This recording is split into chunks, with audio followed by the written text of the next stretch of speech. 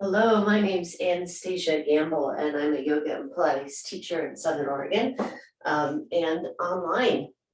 These days, a lot of times I teach people from all over the country, so that's a real privilege to guide you in some breath work today. First, I think it's really important to acknowledge that breathing is something that we do every day without thinking about it. It's part of the autonomic nervous system. And thank goodness we don't have to think about breath all the time. Otherwise, we wouldn't have space for all the things that we do think about. But the breath is a pathway into balancing our central nervous system. It's one of the reasons why it's so powerful, is because it is the only part of the autonomic nervous system that we can exert conscious control over. The word control is a little misleading. It makes us think of something like controlling. But it's really a matter of bringing ourselves into connection with the body and decompressing the nervous system from the flight or fight state that we're usually in. So to begin, the most important thing actually is posture.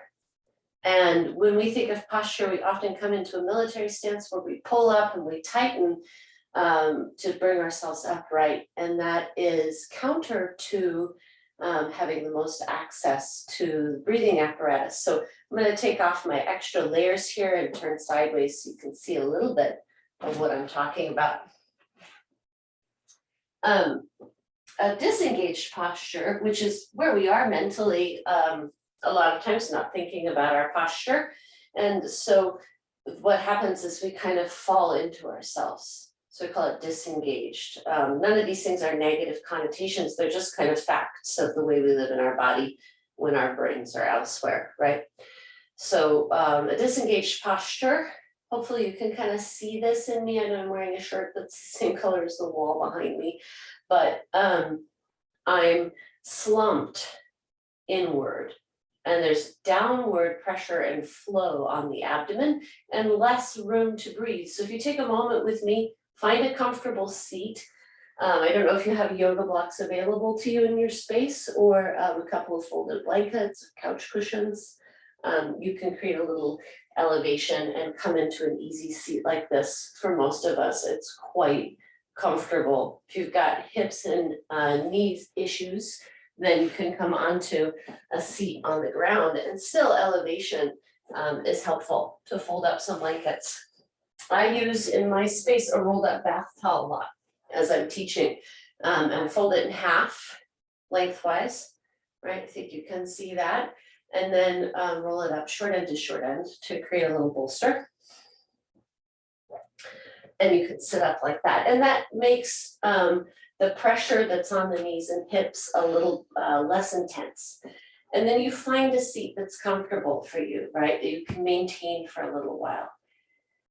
Another option, if none of these seated postures is comfortable for you, you can come to laying down on your back with the knees bent. And I will show that in a minute as well. But I want to talk about posture a little bit. And I'm going to come back to this, what we call in yoga, easy seat, where these two blocks between the knees, and start here. Because this is a really important thing, and many of us don't even really think about it. We think breath is like just deep, full breaths, right? It's sort of like pumping the breath through the system. It's actually a bit more involved in that, but very accessible to us. So find a comfortable seat, then experiment with this kind of just dropping in posture that happens when our mind is elsewhere, not thinking of our posture. And just notice, try without lifting the chest out of this dropped posture to take a full breath. And you can definitely get air in and breathe because the body is always adapting and it finds spaces and ways, but it's a little short, it's a little compressed. If you press your palms into your thighs, elevate the collarbone without flipping the ribs open, which will of course compress in the low back. We're looking for zero compression.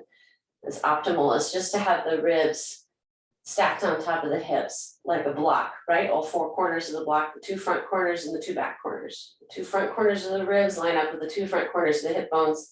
The back edges of the ribs line up with the back edge of the pelvis. Can you feel it? It's hard to know. So sometimes we need a reflection or something to look at. You can use your screen if you've got a camera on it, or you can use a reflection in a window or a mirror. You could use your phone, right, and turn it on selfie mode to just see your alignment, because our posture is usually not in its perfect ideal space. That goes for everybody, right? Even yoga teachers. So find yourself in this aligned space now, dropping the tailbone underneath you, grounding through the sits bones, keeping the collarbone elevated, but not hyperextending the ribs. And then with a little downward pressure into the palms, feel a slight lift in the low abdominal, so you can support yourself here, but with very little effort. I call that resting engagement. And now take a nice full deep breath, breathing 5 counts in through the nose and 5 counts out through the nose. And just notice how much easier and more natural the breath is when we have our posture lined up. So that's the first level of awareness for us, is to realize where our shoulders are in relationships to the hips, whether there's any compression going on in the ribs, because the ribs really need to be able to move freely, and it moves volumetrically, right? So the breath expands outward and upward and down in all directions in the body.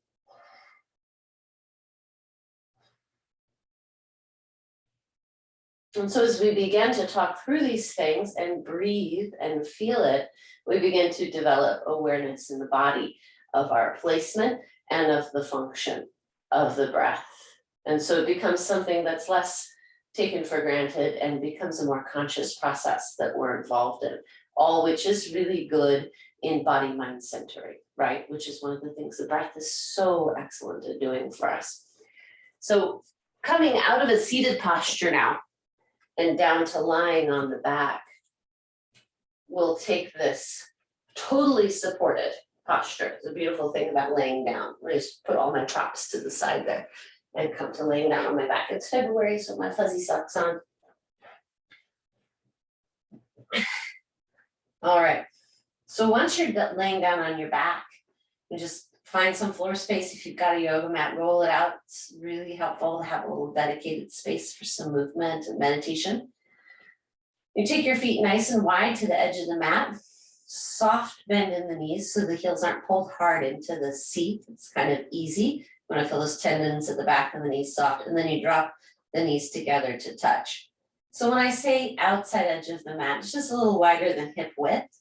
Everybody has different leg length ratios. So pick a place where your knees can really drop into each other. They're not hovering, so they take each other's weight, and that will allow the back of the hips to really relax, and you'll get extra space in the mid spine above that.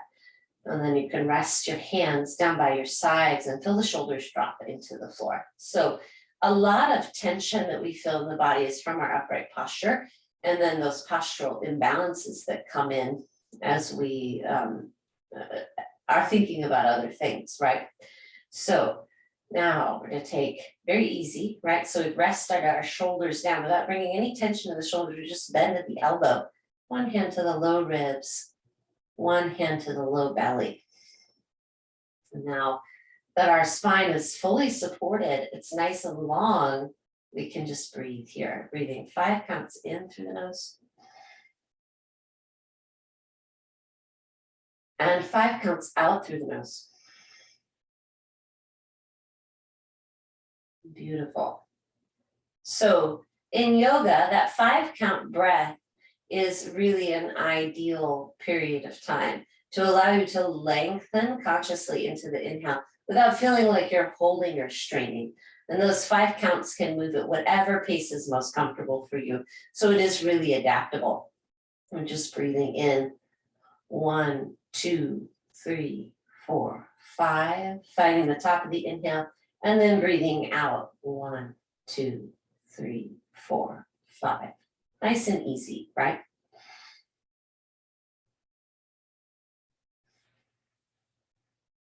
Now we begin to experiment with the simplest of modifications to our breath that allow us to bring in a sense of space and connectedness. So one practice in yoga, I'm just going to give you two today. One practice in yoga is ujjayi breath, where you bring the tip of your tongue behind your top teeth, which creates a little seal on the roof of the mouth with the tongue.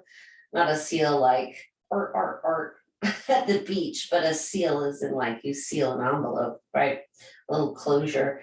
And it creates a little heat and friction, sound and sensation as the air moves in. So if you take the tip of your tongue behind your top teeth, which is also a tongue twister, then you can draw the air in through the nose for 5 counts in and 5 counts out.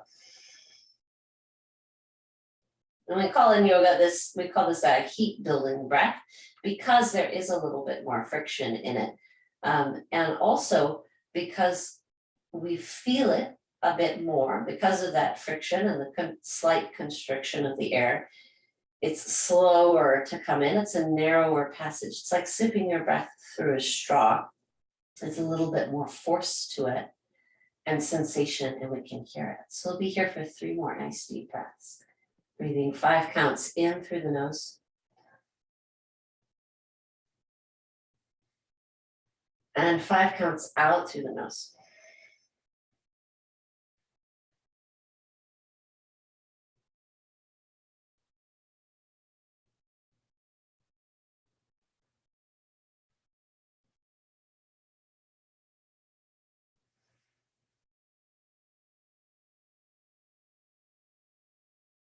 And it really helps with this work if you can close your eyes, because your external world, the surroundings, stimulus doesn't have anything to add to this. It's kind of like a distraction. So if you close your eyes, then you can really let the awareness slip into the body and into your inner world and inner spaces. So that's ujjayi breath. And then we build on that, right? And we've just been doing a nice rhythmic 5 counts in, 5 counts out. And then the next aspect that we play with is a little pause. And it doesn't, I want to note before we get started with experimenting or exploring with this pause in the breath, that it shouldn't feel like you're holding your breath. It shouldn't add any strain to it. What it is this a little hovering, right? That you get to the top of the inhale and you hover for a moment before you move on to the exhale. And the same with the exhale. And you'll find that there's a little pool of stillness there. And we'll talk through that in a minute. But to begin, come back to the ujjayi breath with your seal in the mouth. And you take an inhale here. Pause at the top before you exhale for a count or 2, and then exhale. Take a little pause at the bottom of the exhale. And I'll let you keep experimenting with that now as I talk. So you breathe in for 5 counts. Little pause. And then breathe out for 5 counts.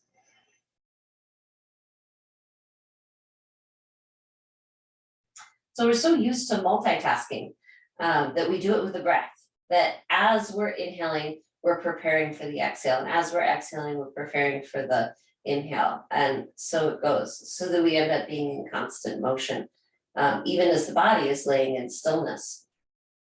So really, really beautiful practice to just bring that little hover in.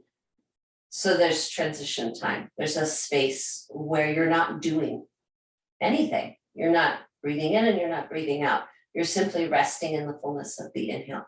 You're simply resting in the emptiness of the exhale. In particular, the exhale, you can feel this profound stillness come over the body and the nervous system as it doesn't rush to take the next air in. And you have to have confidence that the next breath of air is coming. And there's a sense of peace that washes over you, right? As you really rest into that stillness. And it's brief, but it can be quite profound. And so that's where we can really enter into the meditative aspects of the breath. is leaning into those stillnesses. And they don't have to be held for a long time to feel the profound effect of the stillness of the breath on the body. So that is a little introduction to breath work today. Pranayama is the Sanskrit word that we use for it. But really it's just bringing conscious connection into the breath and letting your breath and the way you're breathing shift your body mind state. So you're no longer in an adrenalized fight or flight state, but you come into a peaceful, connected state of being. And the beautiful thing is, we take our breath with us wherever we go. So it's not something that you have to pack with you on a trip. It's not something that you have to pull out of your bag in a meeting. It's not something that you have to worry about forgetting as you're leaving the house. It's always with you. And therefore, as you practice breath work, you're giving yourself tools that can be accessible to you at any point of time. And as we know, life has many twists and turns, and there could be any number of moments during your day when breath support can be just the thing you need to help you transition out or through a stressful period. So it is very simple, really fundamental work, but also quite profound in that. And I hope this serves you, maybe piques your interest. And you can always come visit me and ask any questions you have, or come see me during my community week at the end of March, in which I have a week of free classes. I'd love to meet you. Hope you take care and have a beautiful day. Namaste. The light in me sees the light in you. Take care.